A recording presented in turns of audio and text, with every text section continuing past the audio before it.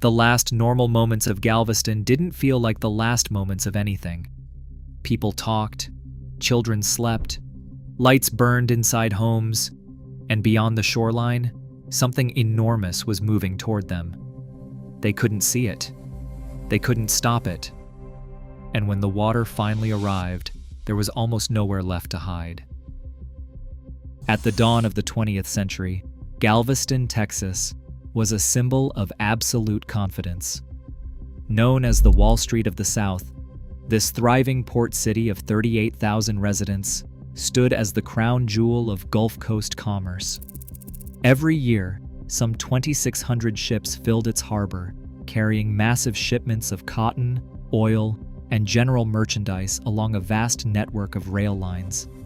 Yet this entire empire of trade was built on a geological illusion. Galveston was a barrier island, essentially a narrow 27-mile strip of sand separating the open, unpredictable Gulf from a sheltered bay. Its highest natural point rose just 8.7 feet above the sea. While wealthy merchants built grand homes near this high ridge, working-class immigrants and African-American residents lived in lower neighborhoods that sat a mere 1 to 3 feet above the water. To the city's leaders, the sea was not a threat, but a highway for wealth. They believed commercial success had overcome the limits of nature. On the morning of September 8, 1900, the sun rose over an apparently ordinary Saturday, and nothing in the warm breeze suggested that this low-lying sandbar was completely exposed to the ocean. The city woke to a calm that would not last. On August 30th, 1900, the USA Weather Bureau observed a minor tropical disturbance near the Lesser Antilles. It was a faint blip on a sparse global map. Over the next week, the system tracked steadily westward, passing near Cuba on September 3rd, before entering the warm, open waters of the Gulf of Mexico. In this era, meteorologists worked in near blindness. There were no satellites orbiting overhead, no radar networks scanning the coast, no reconnaissance aircraft, and no computer models to project a path. Forecasters relied entirely on barometers, wind vanes, ship logs, and land-based telegraph reports. In Galveston, the man responsible for reading these scattered clues was Dr. Isaac Monroe Klein, the chief of the local Weather Bureau station. On the morning of Friday, September 7th, Klein stood on the beach and noticed something troubling. Despite a gentle breeze, massive ocean swells were rolling in from the southeast. He recorded these as unusually long swell intervals, a silent signature of a massive storm churning somewhere out in the Gulf. Klein requested permission to warn the city, but the Weather Bureau operated under a rigid, centralized bureaucracy in Washington, D.C. Strict policy restricted local officials from issuing independent public warnings, and political tensions had cut off critical, direct weather observations from Cuba. Washington's official advisory, transmitted by telegraph at 11:30 a.m. on September 7th, ordered Galveston to hoist its storm warning flag. To the public, this double square red flag with a black center signaled a moderate disturbance, a routine autumn storm, not an evacuation order. The cautious language of the Bureau avoided alarming terms, leaving residents to believe the threat was minor. By the afternoon of September 8th, the telegraph wires began to fail under growing winds. One of the last successful messages sent to Washington read, "Gulf rising, water covers streets of about half of city." The rising water was more than a series of breaking waves. It was the ocean itself swelling upward. Meteorologists define a storm surge as an abnormal rise of seawater pushed ashore by a cyclone's winds, climbing far above the predicted astronomical tide. When combined with the normal tide, it becomes a storm tide, a unified wall of water.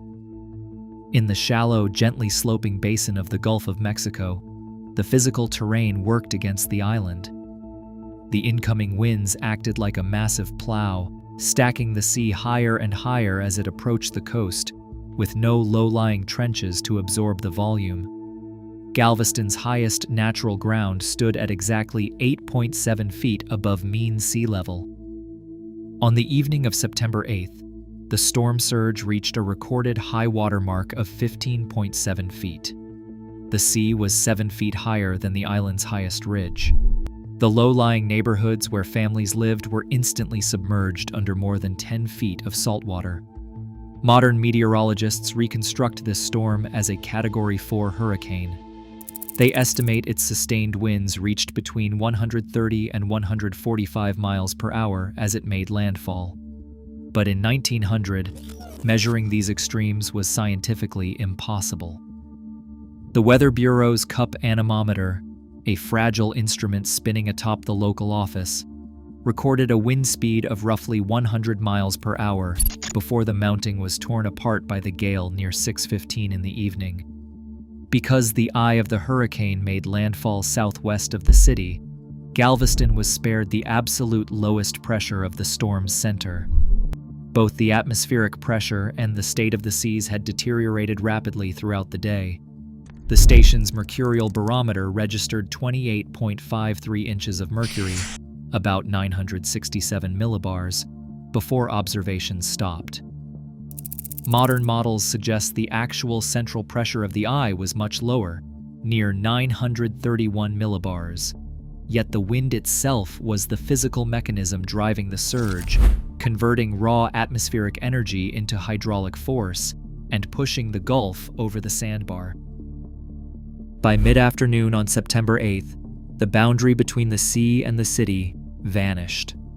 Salt water crept up from the Gulf and down from the bay, meeting in the center of the island. Streets that had carried carriages hours earlier became churning channels of gray water. It rose swiftly, filling yards, then porches, then first floors. Residents who had delayed evacuation found themselves marooned. The simple act of wading across a street became impossible as currents ripped between homes, transforming familiar neighborhoods into treacherous waterways. As evening turned to night, the city went dark. The power plant flooded, extinguishing the electric lights and plunging Galveston into a heavy, terrifying shadow. Wind-driven debris turned the rising tide into a battering ram. Wooden cisterns, slate shingles, and fragments of shattered boardwalks floated on the swell, colliding with structural pillars. Homes built on brick piers began to tilt and slide off their foundations under the relentless hydraulic pressure. Safe pathways disappeared entirely beneath the black water. Every connection to the outside world failed. The telegraph lines, which had hummed with weather updates, collapsed into the surf. The telephone exchange fell silent. Galveston was now an isolated sandbar, cut off from the rest of the world, fighting the Gulf in total darkness. Families retreated to their second floors, then to their attics, carrying children and what few belongings they could salvage. They waited in the dark, listening to the water clawing at the floorboards beneath them. Even substantial structures offered little safety on the low-lying ground. Dr. Isaac Monroe Klein's home on Avenue N, built to withstand heavy weather, became a temporary refuge for 50 terrified neighbors. They watched the water rise step by step up the staircase. At approximately 8:30 in the evening, the storm surge reached its peak. A massive raft of heavy timber debris, carried by the rising tide, struck the house. The foundation buckled, and the structure capsized into the raging sea. In the chaos of the collapse, Klein, his brother Joseph, and his 3 daughters were thrown into the floodwaters. They clung to floating wreckage, drifting through the dark for hours. Klein's pregnant wife, Cora Klein, was pulled beneath the debris and drowned. She was one of many who perished as shelters failed across the island. People clung to rooftops, floating doors, and telegraph poles, swept through the pitch-black night by the unstoppable current. The overnight crisis proved that the ocean was the ultimate executioner. While the gale tore away roofs and shattered windows, it was the relentless rise of the water that trapped, submerged, and killed. There was nowhere to run. On an island barely a few feet above sea level, the tide had simply claimed its territory back, leaving thousands of families completely vulnerable. As the sun rose on Sunday, September 9th, the wind subsided and the floodwaters began their slow retreat back into the Gulf. The receding tide revealed a scene of complete ruin. What had been a prosperous, elegant city was now a vast plain of shattered timber, silt, and debris, stretching as far as the eye could see. For the survivors, the immediate struggle shifted from staying alive to confronting the overwhelming task of recovery. Relief workers and local officials stepped into an environment of total disorientation. There were no functioning streets, no clean water, and no immediate way to communicate with the mainland. The most daunting challenge was accounting for the dead. The exact number of lives lost on Galveston Island will never be known. Historians place the death toll at a minimum of 6,000 people, though it is commonly cited at around 8,000. Some historical estimates range as high as 12,000. This massive uncertainty exists because the storm destroyed the very tools used to measure human life. City Hall, church parishes, morgues, and medical offices were completely flooded, ruining vital records and census rolls. Furthermore, Galveston's status as a bustling port meant hundreds of transient dock workers, sailors, and seasonal laborers were in the city, undocumented and unaccounted for. To reconstruct the loss, record keepers had to build lists from scratch. In the days and weeks that followed, they cross-referenced cemetery logs, newspaper death notices, and family relief applications against surviving tax and federal census reports. Names were added slowly, often only when families failed to return to claim their belongings. Many victims were never identified, buried in mass graves, or lost to the sea. The sheer scale of the tragedy established the 1900 hurricane as the deadliest natural disaster in United States history, a catastrophic intersection of a low-lying island and an unforgiving ocean. The tragedy of Galveston was not the result of a single failure, but a chain of vulnerabilities that bound the island to its fate. At its core stood the geography, a strip of sand built barely above the tide, resting in a shallow Gulf basin that acted as a natural ramp for storm surge. The technology of the era could detect a storm's presence, but lacked any capacity to model the rising water or predict its path. This blind spot was compounded by a rigid, centralized bureaucracy in Washington. By restricting local meteorologists from issuing independent warnings, the Weather Bureau functioned as a system designed for routine weather, not sudden catastrophes. When the storm severed the telegraph lines, it exposed the fragility of 19th century communications. Warnings, when they did arrive, used cautious language that failed to convey the scale of the threat. In this environment of incomplete information, residents made rational decisions based on what they knew, choosing to shelter in place because they had survival records from lesser storms. Isaac Klein and the Weather Bureau were not heroes or villains, but actors operating within these structural limits. The catastrophe occurred because an extreme natural hazard collided with a low-lying city that lacked the physical defenses to withstand it. With the natural barrier proved entirely inadequate, survival would now depend on an unprecedented effort to reshape the very ground beneath their feet. In the wake of complete ruin, the people of Galveston did not abandon the sandbar. Instead, they chose to physically alter their relationship with the Gulf of Mexico. In 1902, the county and state initiated an ambitious engineering plan. They began construction on a massive concrete seawall, designed to stand 17 feet above mean low tide. Completed in its initial 3-mile stretch by July 1904, this curved gravity barrier was built to repel the ocean's raw hydraulic energy. But a wall alone was not enough. To prevent the sea from simply washing over the barrier and pooling in the low-lying streets, the city had to raise its entire foundation. This process, known as grade raising, required engineers to dredge millions of tons of sand from the bay and pump it as liquid slurry beneath the existing streets and buildings.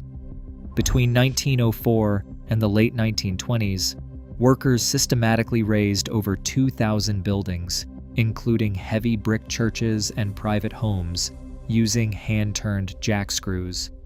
As each structure was raised, the slurry filled the void beneath, eventually raising the ground level by up to 17 feet.